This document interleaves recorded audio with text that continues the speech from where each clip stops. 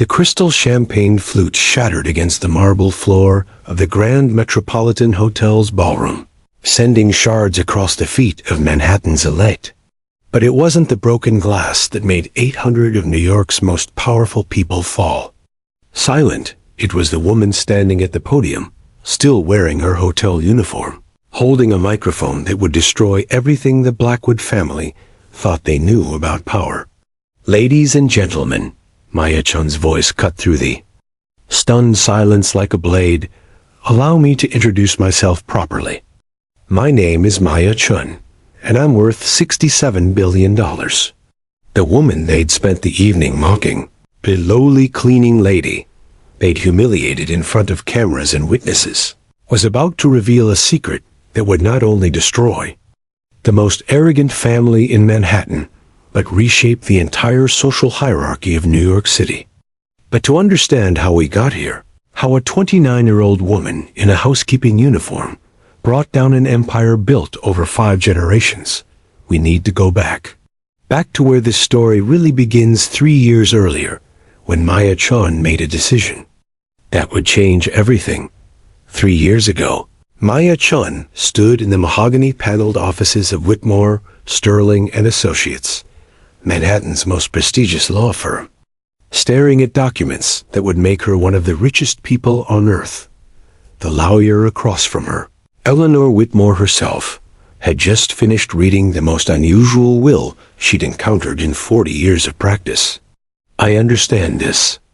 It's unconventional, Miss Chun," Eleanor said, adjusting her wire-rimmed glasses. "But your grandmother's instructions are quite specific and legally binding." Maya's hands trembled slightly as she held the letter written in her grandmother's precise handwriting. "My dearest Maya, by the time you read this, I will be gone, and you will face a choice that will define not only your life, but the lives of countless others. I built Sean Industries from nothing, a single restaurant in Chinatown, into one of the world's largest conglomerates.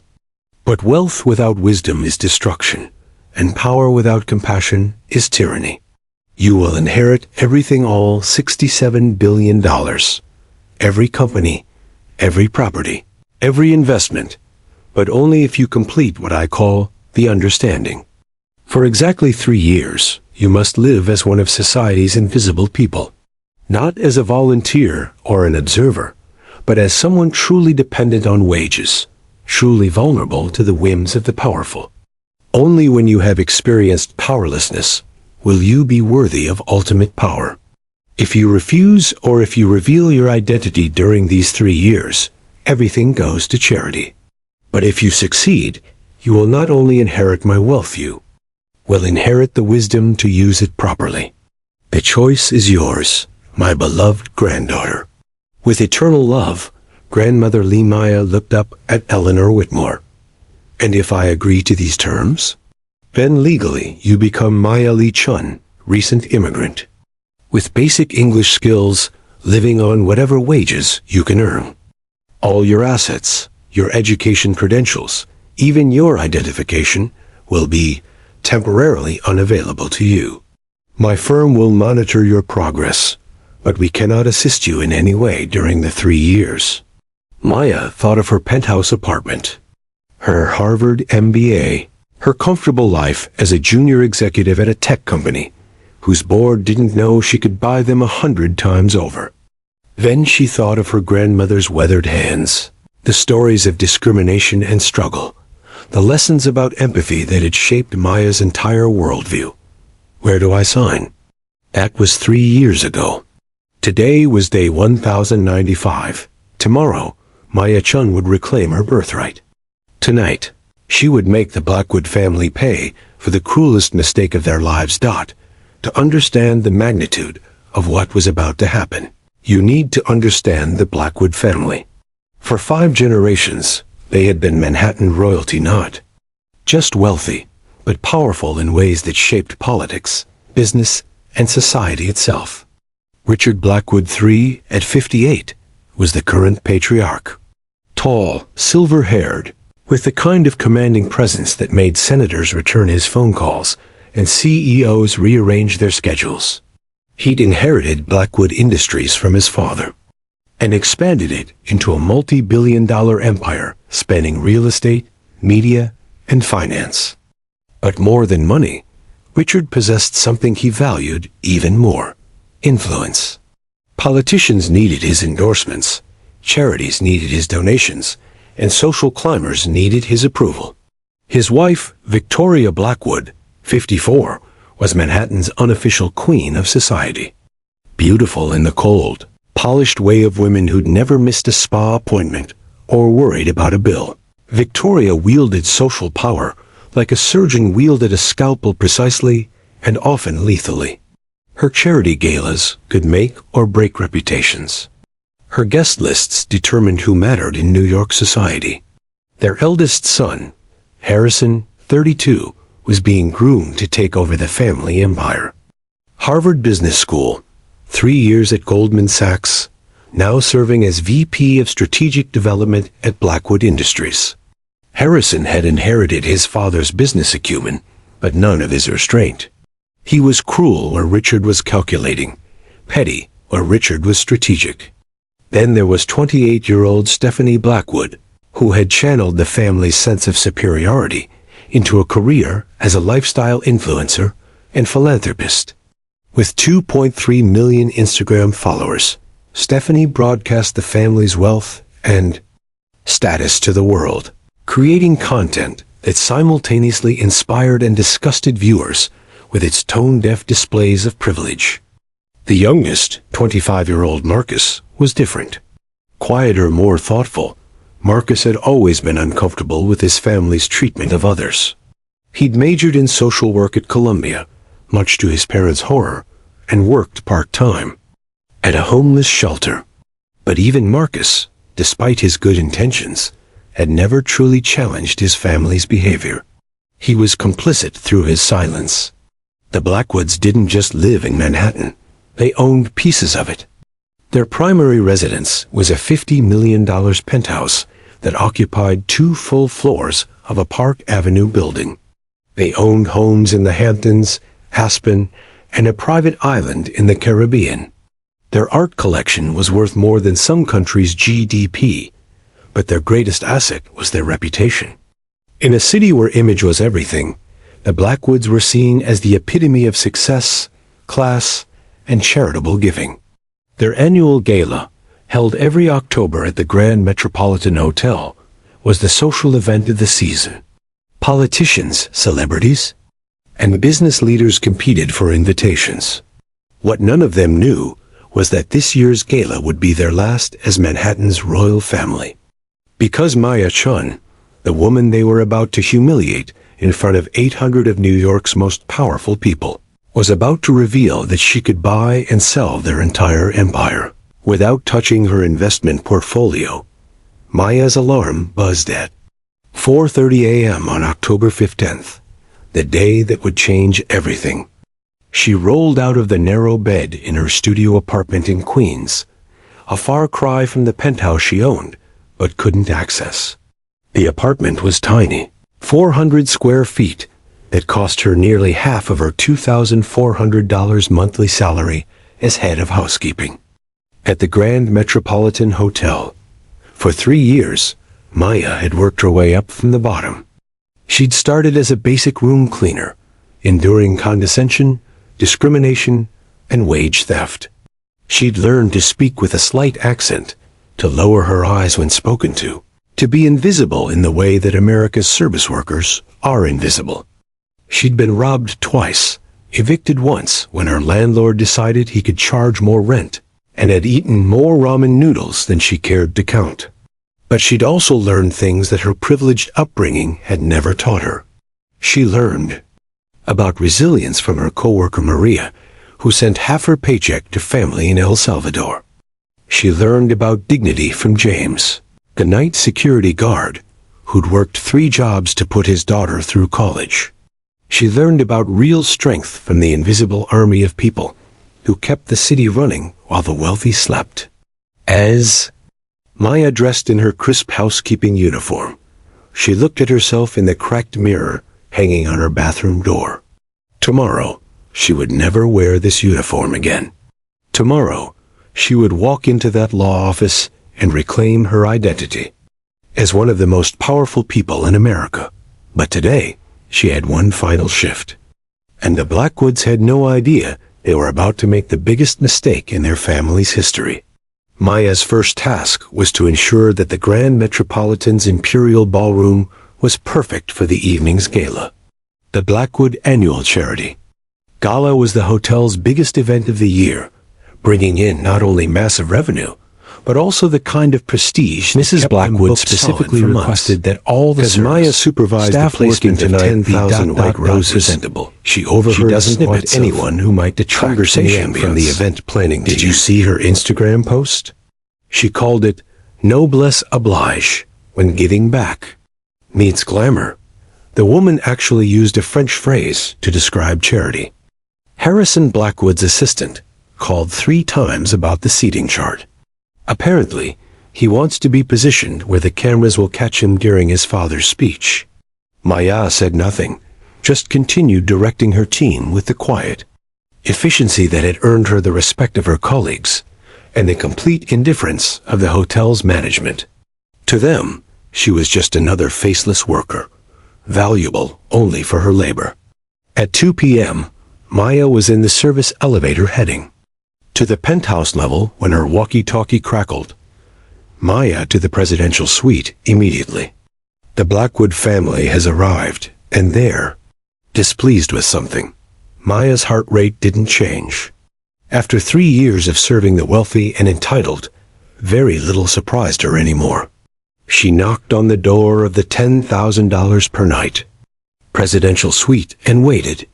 Harrison Blackwood yanked the door open, his face flushed with anger.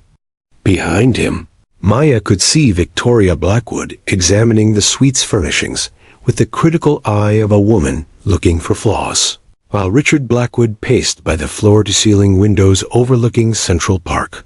Finally, Harrison snapped. "Are you the head of housekeeping?" "Yes, sir." "Maya Chun, how may I help you?" "Help us?" Victoria laughed, a sound like breaking crystal. "Darling, you can start by explaining why this suite is completely unacceptable." Maya looked around the suite, which had been meticulously prepared according to the Blackwoods' extensive preferences list. Everything appeared to be in order: Egyptian cotton sheets, fresh orchids in every room, their preferred brands of alcohol in the bar, even the specific type of sparkling water that Victoria insisted on. "Could you please tell me what specifically is concerning you, Mrs. Blackwood?"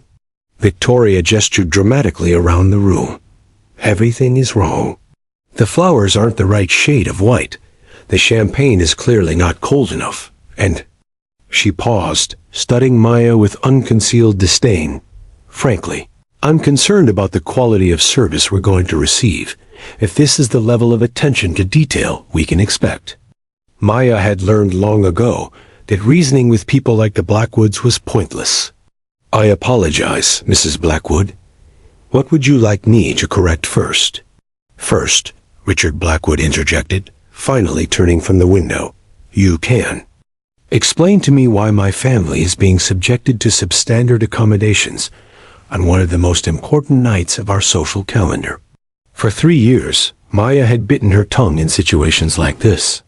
She'd smiled and apologized and fixed problems that weren't problems, catering to the whims of people who treated her like furniture.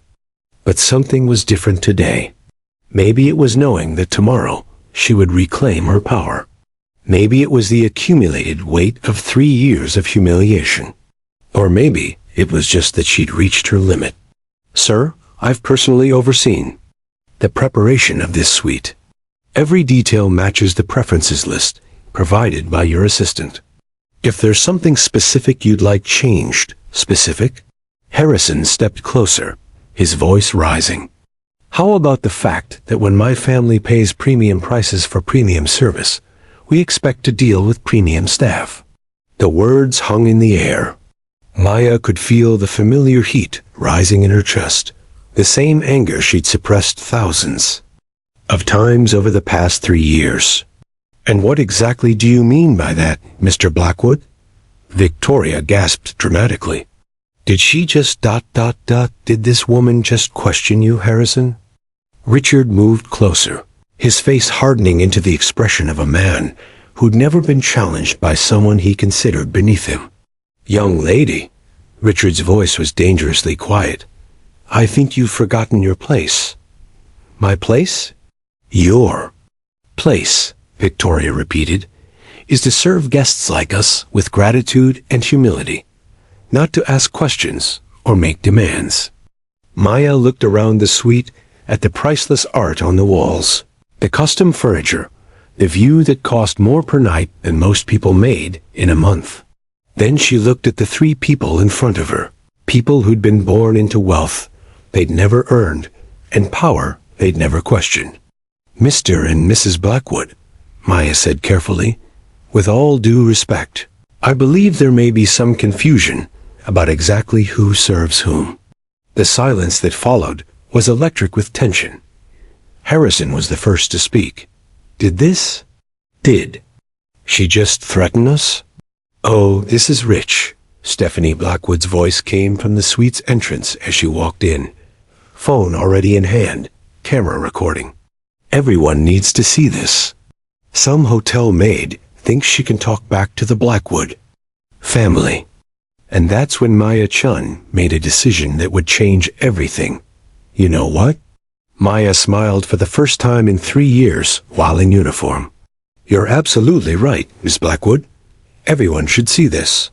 Stephanie Blackwood was live streaming on Instagram, her 2.3 million followers, watching in real time as she documented what she thought would be the humiliation of an uppity hotel worker. The comments were already pouring in. Yas is queen. Put her in her place. These service people need to learn respect. Stephanie's so brave for standing up to entitled workers. But Maya wasn't backing down. Instead, she was looking directly into Stephanie's camera with a composure that made the Blackwoods increasingly uncomfortable. Since you're recording this, Maya said, her slight accent suddenly less pronounced, let me be very clear about something.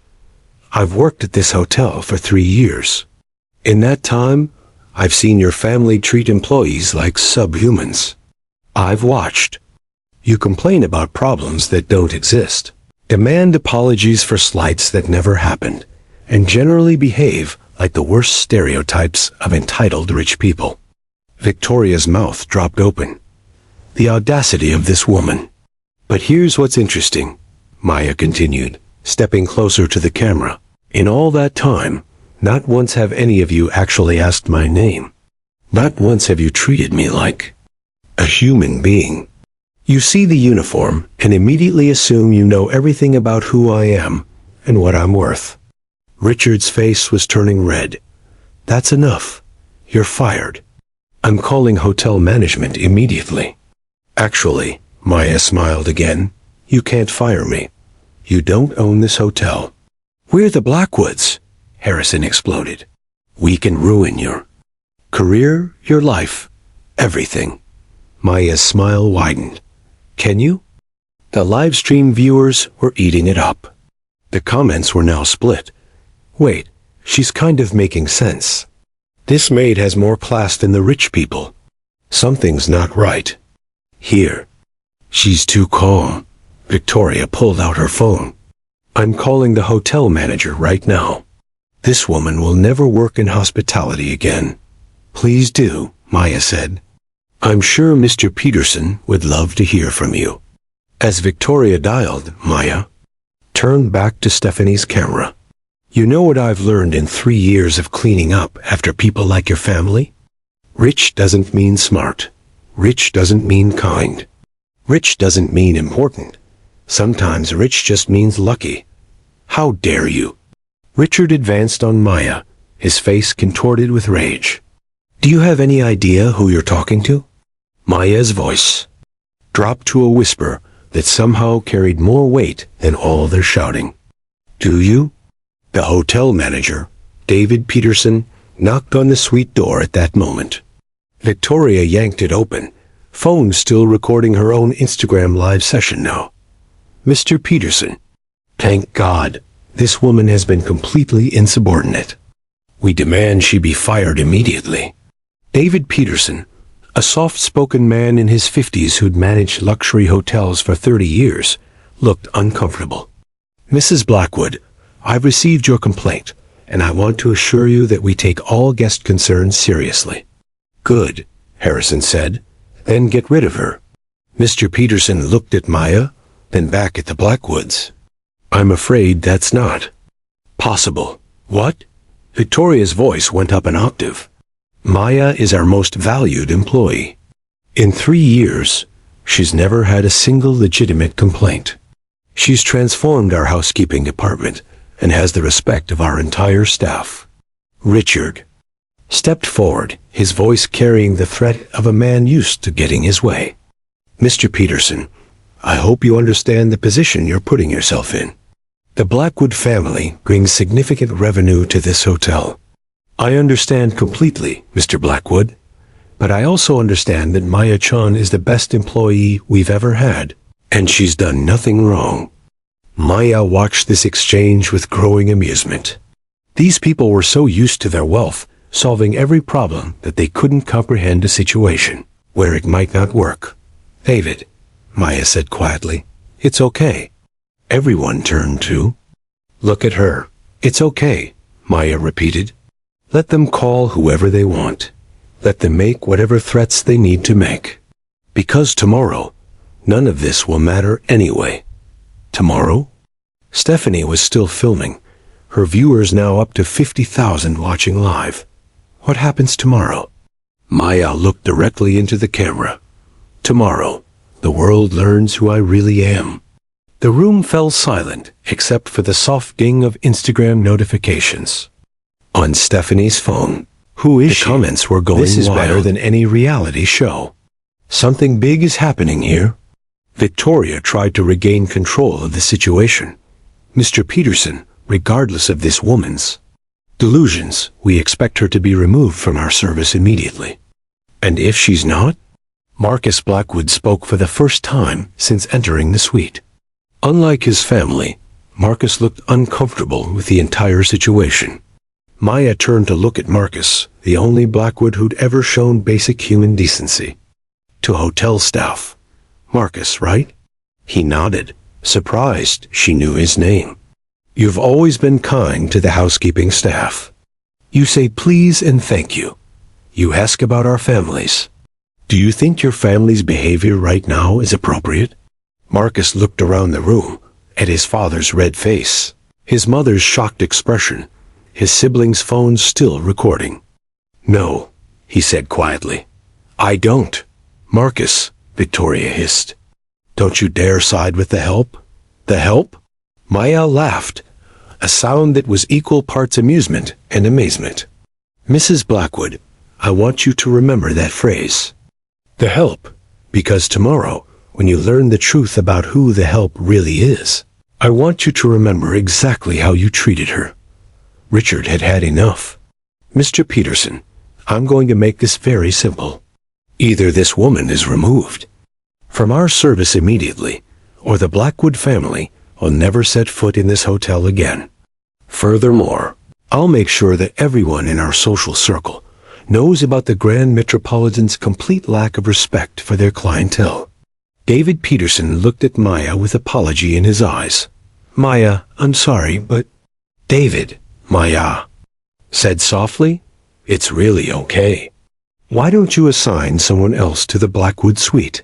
I have plenty of other work to do before tonight's gala. As Maya turned to leave, Stephanie called out, That's right. Run away. Just remember, everyone. Saw this? Everyone knows you're nothing but a disrespectful maid who doesn't know her place. Maya paused at the door and turned back one last time. Stephanie, I want you to keep that video. I want you to save it, treasure it, show it to everyone you know. Because after tonight, it's going to be the most important piece of evidence in the biggest scandal Manhattan has ever seen. What the hell is that supposed to mean? Harrison demanded. Maya's smile was radiant. It means that in about 6 hours, at your precious gala, everyone is going to learn who Maya-chan really is. And when they do, that video is going to show the entire world exactly how Manhattan's most powerful family treats people they think are beneath them. She walked out, leaving the Blackwoods staring after her in confused anger and David Peterson, looking like he'd just witnessed something he didn't understand, but knew was significant. The door closed behind Maya with a soft click that somehow sounded like the beginning of the end. Maya walked through the hotel's service corridors with a lightness she hadn't felt in 3 years. Her phone a cheap prepaid device, that was all. She'd been able to afford on her salary, buzzed with a text from Eleanor Whitmore. "Tomorrow at 9 a.m. Are you ready to reclaim your life?" Maya typed back, "More than ready. But first, I have some unfinished business." She made her way to the housekeeping office, a cramped space in the hotel's basement where she'd spent countless hours over the past 3 years. Her supervisor, Carmen Rodriguez, looked up from a pile of inventory reports. "Maya, what happened upstairs?" "Mr. Peterson called and said the Blackwoods requested you be reassigned." Carmen was a 52-year-old woman who'd worked in hotels for 25 years. She'd trained Maya when she first started, teaching her not just how to clean rooms, but how to be invisible, how to anticipate guests' needs, how to survive in a world that saw service workers as disposable. "They weren't happy with my attitude," Maya said. Carmen laughed. "Your attitude? Mia, you're the most professional person I've ever worked with. What did you do? Remind them you're human." "Something like that." Carmen's expression grew serious. "Maya, be careful. Rich people like that, they can make problems for people like us. They have connections, influence. They can get you blacklisted from every hotel in the city." Maya sat on the edge of Carmen's desk, something she'd never done in 3 years of rigid professionalism. "Carmen, can I tell you something?" "Of course. Tomorrow, my life is going to change completely. I can't explain how or why, but I want you to know that working with you, learning from you, has been one of the most valuable experiences of my life." Carmen studied Maya's face. "You're quitting, aren't you? You finally had enough." "In a way." "Well," Carmen sighed, "I can't say I blame you. You're too smart for this work. I've always known you had some kind of education, some kind of background that you weren't talking about. The way you handle problems, the way you organize systems, the way you talk when you think no one's listening. You're not like the rest of us." Maya felt a pang of guilt. Carmen was right, of course. Despite 3 years of shared experiences, Maya had never truly been one of them. She'd been playing a role, living an experiment, while for Carmen and the other housekeeping staff, this was simply life. "Carmen, what would you do if you had unlimited money? If you could change anything about how hotels treat their employees?" Carmen laughed bitterly. "Unlimited money? Mia, if I had unlimited money, I wouldn't be scrubbing toilets for rich people who don't see me as human. But if you did, if you could wave a magic wand and fix everything that's wrong with how people like us are treated." Carmen was quiet for a long moment. "I'd make sure no one had to choose between paying rent and buying medication. I'd make sure people who work full-time could afford to live in the city where they work. I'd make sure that kids like mine could go to college without their parents going into debt that lasts decades." Maya nodded. "What if I told you that changes like that might be possible?" "I'd say you've been breathing too many cleaning chemicals." Maya laughed, but her expression remained serious. "Carmen, I need you to do me a favor. Tonight, during the gala, I need you to watch the live stream." "The what?" "The Blackwood Gala is being live-streamed on multiple platforms. I need you to watch. And I need you to tell the rest of the staff to watch." Carmen looked confused, but nodded. "Okay, but why?" "Because tonight, everything changes." Maya spent The rest of the afternoon, in an unusual way, she didn't clean a single room. Instead, she walked through the Grand Metropolitan like she was seeing it for the first time. She studied the art, the architecture, the careful details that made it one of New York's premier hotels. She also observed the staff. The way they moved with practiced invisibility, the way they anticipated guests' needs while remaining personally unacknowledged. She watched Carmen directing a team of housekeepers, saw James the security guard helping an elderly guest with her bags, witnessed Maria from room service delivering a meal and being ignored completely by the guest who accepted it. These people, her people, for 3 years, were about to see their lives change in ways they couldn't imagine. At 5 p.m., Maya was in the employee break room when her phone rang. The caller ID showed a number she hadn't seen in 3 years. Eleanor Whitmore. Miss Chun? I hope you don't mind me calling early, but there's been a development. Maya stepped outside the break room for privacy. What kind of development? We've been monitoring social media, as per your grandmother's instructions. It seems your encounter with the Blackwood family has gone viral. Maya felt her stomach drop. How viral? Stephanie Blackwood's Instagram live stream has been viewed over 2 million times. Harrison's Twitter account posted additional footage. It's been picked up by several news outlets as a story about entitled Rich People versus Service Workers. And the comment sections are ... interesting. About 40% are supporting the Blackwoods, saying you are disrespectful. But 60% are supporting you. People are calling you hotel maid queen and service worker hero. There are memes, reaction videos, think pieces about wealth inequality. Maya closed her eyes. This wasn't how she'd planned to end her 3 years of anonymity. Miss Chun? Are you there? I'm here. Eleanor, does this change anything about tomorrow? Not legally. You've fulfilled the terms of your grandmother's will. At 9 a.m. tomorrow morning, you become one of the richest people in America, regardless of what happened today. Good. But Maya, you should know the attention means that your reveal tomorrow won't be private. The whole world is going to be watching. Eleanor, Maya thought about the Blackwoods. In grandmother's will and cruelty, was there any restriction on how I reveal my countless others? There was a thought about Carmen and James, no specific restrictions, and all the will only required people who kept society in anonymity while being treated as less than human. The method of revelation was left to your discretion. Maya smiled. Then I think it's time to give the world a show they'll never forget. The Grand Metropolitan's Imperial Ballroom had been transformed into a wonderland of wealth and power.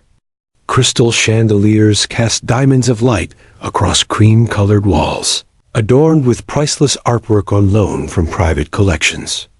Round tables for 10 were draped in silk linens and decorated with centerpieces that cost more than most people's monthly salary arrangements of white orchids, baby's breath, and actual gold leaf.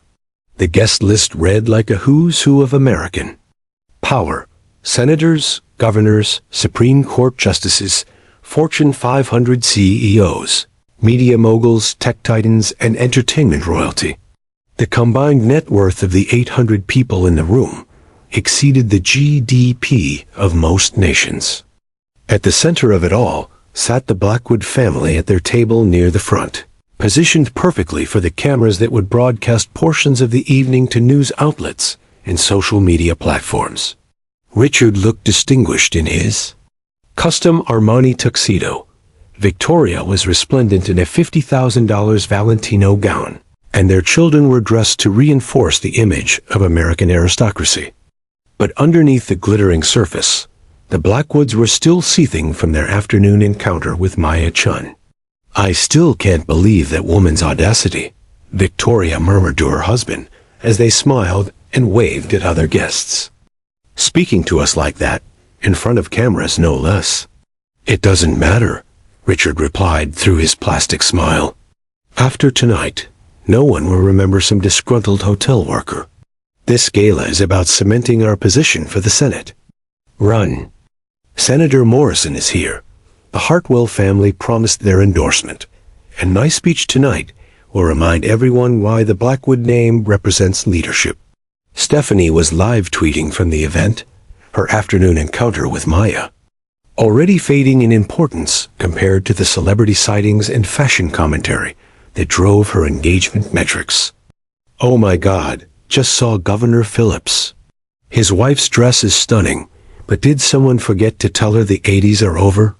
Hashtag Blackwood Gala. Hashtag Fashion Police. Harrison was working the room, glad-handing with potential business partners and political connections. The afternoon's unpleasantness with the hotel maid was just another example of the entitled attitude that pervaded the service class these days. Only Marcus seemed subdued, nursing his champagne and watching the spectacle with the uncomfortable expression he wore at most family events. Meanwhile, in the service areas of the hotel, a different kind of preparation was taking place. Maya had changed into her cleanest uniform and was giving final instructions to the evening service staff. As head of housekeeping, she was responsible for coordinating with catering, security, and hotel management to ensure the event ran smoothly. Remember, she told the team of servers and cleaning staff, tonight is the Grand Metropolitan's biggest event of the year. Every detail matters. If there's any problem, anything at all, you find me immediately. Carmen pulled Maya aside. Are you sure you should be working this event? After what happened this afternoon with the Blackwoods, maybe it would be better if you stayed in the background. Maya smiled. Carmen, trust me on this. Tonight, I need to be exactly where I am. As the cocktail hour began and guests mingled, in the ballroom's reception area, Maya moved through the event like a ghost. She checked on the coat room, ensured the bars were properly stocked, coordinated with the catering team, and handled the dozen small crises that always arose during events of this magnitude. But she was also watching, listening, observing the behavior of people who believed they were among their own kind, unguarded and free to express their true thoughts. She overheard Governor Phillips joking with a media executive about keeping the working class in their place. She listened to a Supreme Court justice's wife complaining about the impossible standards her household staff expected, things like overtime pay and health insurance. She watched a tech billionaire berate a server for bringing him the wrong brand of sparkling water. These were the people who would decide the fate of millions of Americans.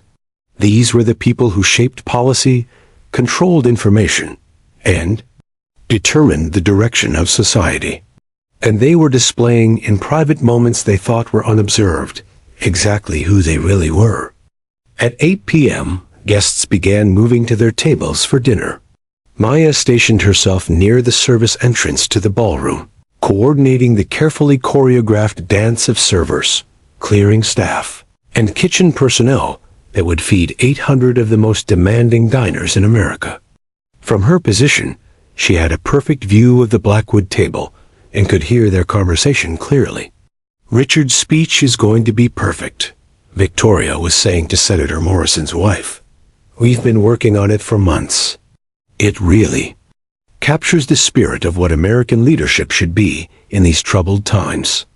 These troubled times, Harrison echoed, cutting into his $200 per plate Wagyu beef. All this talk about income inequality and social justice. What people don't understand is that those of us with means, with education, with breeding, we're the ones who create jobs, who drive innovation, who actually make society function. Senator Morrison nodded approvingly. Exactly right. The problem with the current political climate is too much pandering to the lowest common denominator. We need leaders who understand that some people are simply more qualified to make decisions than others. Maya felt her jaw clench, but she maintained her professional demeanor as she signaled to a server that the Morrison table needed their wine glasses refilled. Stephanie was holding court with several socialites, recounting her afternoon encounter with Maya for what must have been the 10th time. I mean, the woman was completely delusional, Stephanie was saying, her voice carrying across several tables. Acting like she was somehow our equal, like her opinion mattered. It was actually kind of sad, you know? These service people sometimes get confused about their place in the world. One of her companions, the wife of a hedge fund manager, laughed. "Oh, I know exactly what you mean. Our housekeeper tried to ask for Christmas off last,